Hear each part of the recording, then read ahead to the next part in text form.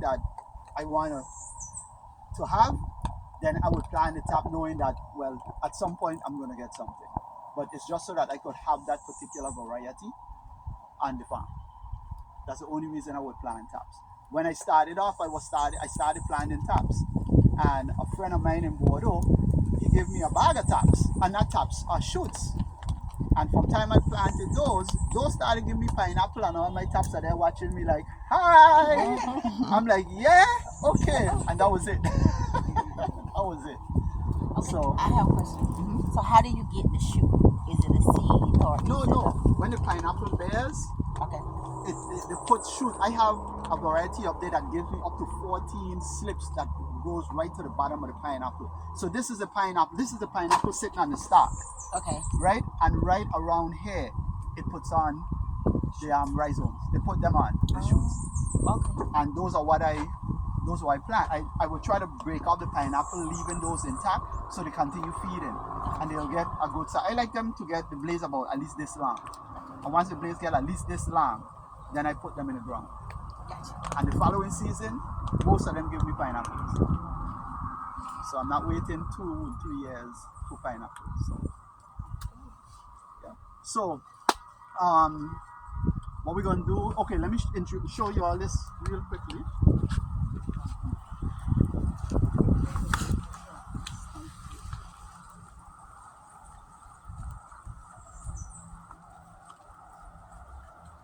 Tons and tons of this stuff here go to the landfill.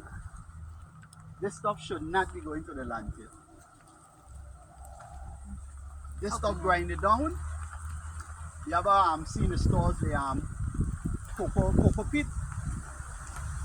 At the stores? It's a peat mass that's made from coconut husk. Okay? That's what, this is an industry right here in itself. How many people here sell coconuts? And you see the 20-yard containers going to the landfill with all these coconuts. Yeah. That shouldn't be. You know, when I was small, I remember going to the landfill, right? We go into the dump, and we had to drive down in a canyon. I don't know if you can remember that, Gary. No. Go down in a canyon to throw away garbage, right? Now you need 4-wheel drive. How long they gonna keep up with that? Yeah. A lot of stuff that goes to the landfill could be recycled. A lot of stuff. Yeah. We recycle here. What we do is we burn these, because ashes, what we call ashes, is really mineral in its unbroken down state. You see what I'm saying? Minerals can't break down. So when everything burns, what's left is the minerals. So we burn all this stuff. In here, we do poultry as well. So when we bring in the chicks, in the brooder where we have the hot lights to keep them warm, we put wood shavings, wood chips and all of that, right? So all of this we use in the beds as well. So that is wood chips with chicken poop. Excellent fertilizer, high in nitrogen. So when you take looking at things like corn, cucumber, and greens, right? The higher the nitrogen, the more production you get with those. You see what I'm saying? Of course, see these paper products? How much tons of that goes to the landfill? And they don't need to go to the landfill. All the stuff could be shredded up and used as compost. You could put that in your compost piles. You know, you could burn it. You know, we don't have any piles right now. We're working on start to create compost piles, so we could start getting, you know, kitchen scraps and using. Grass, of course, the grass, when that breaks down, people cutting the grass and bags and they're going to the landfill. That shouldn't be, right? This stuff put in a pile someplace in a corner. You can leave it alone, or you can turn it once a week, and it turns into beautiful compost. What we do, we put these in the walkways. You're going to see when we get up there. We put all this in the walkways. So when it rains like this, I should be able to walk on my farm and don't pick up no mud. Gotcha. That's what I like to do. So it goes in the walkways, and the finer one we put on the beds. So we're creating that mulch that keeps the sun from hitting the soil directly. Mama Nature, she don't like to be naked. She likes to be covered. Two things: it's breaking down, it's putting the nutrients back into the soil, it's keeping the soil from drying out, and it's building soil. It's preventing erosion.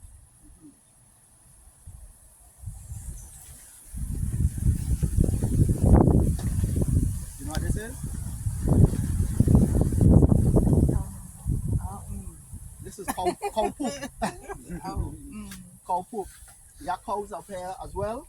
That another farmer that I'm working here with, he has cows, and the manure is what we also use in the process. You see what I'm saying? So all as you can see, everything that we do is natural, like nature. This is ashes. So when we burn bone,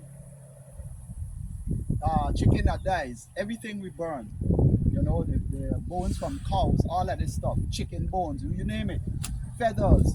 So in that pile of ashes, we have bone meal, feather meal, and whatever else we put in there, we burn. Wood, the wood, ash, and everything. So all this here, we till it into the beds. where do you burn it? We have a drum down there, a metal drum, and we just put everything in there and burn. I was glad I was able to get some burning in before so that I could have some of that for demonstration. You see these big pieces? Those are bones. But if you hold it and you do like this, it just crumbles. So it's a lot of heat we have going in order to actually break those bones down to ash. And it burned for a few days. Well, Yeah. So I have a question. I tried to make some compost, but I put like all the vegetables or things. I put it inside. Mhm. Well, it grew something. Okay. So what do you do with that? Okay, Take then- out the seeds, or how do you? No, it didn't have enough carbon in it. Okay. So what happened? It didn't get hot enough.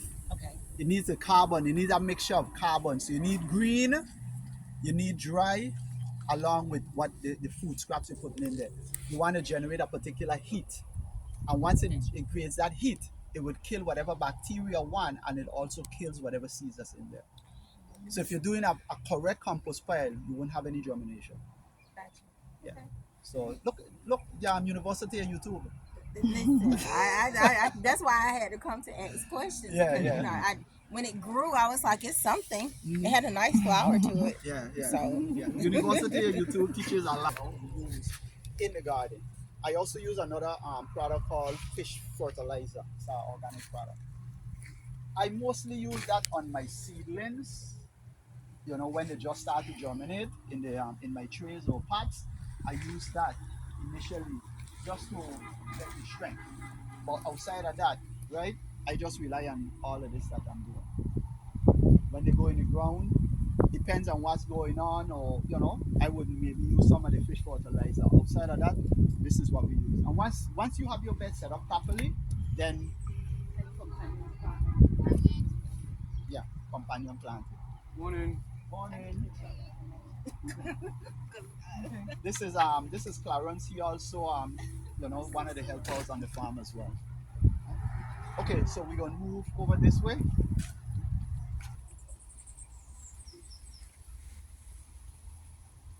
These are 50-foot beds, 30 inches wide. You have to back show your head. But this is, I had breakfast for the morning. Anybody had breakfast? no. Well, y'all in time for breakfast, right? I call these wild blueberries. Every place I go to plant these things, sure. So I say they're purple, which means they're high in antioxidant. So let me eat a couple of them. I ate a couple of them and I woke up the next morning. that was over 20 years ago. So help yourself, grab a couple and taste them.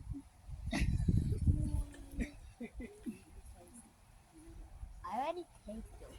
I am tasting. Let me hear it from you guys. Let me hear it from you guys. Don't have any chaser. It's weird. It is weird. Sweet. It's sweet. You know it. At the bed, since we your legs still are working on doing them because right up there we see on the grass, we had a ruler up there, we cropped that out. When we first started, it was over here where the goes on, right? Those are cropped out. We gotta prepare over there. All here going prepared. Well, it is prepared. It's just to put in. I got some seedlings, some choice seedlings. So when I'm finished, right up to where the curb is, it will nothing but back joy this bit. Back there, we're gonna finish cleaning up back there, put down the grass like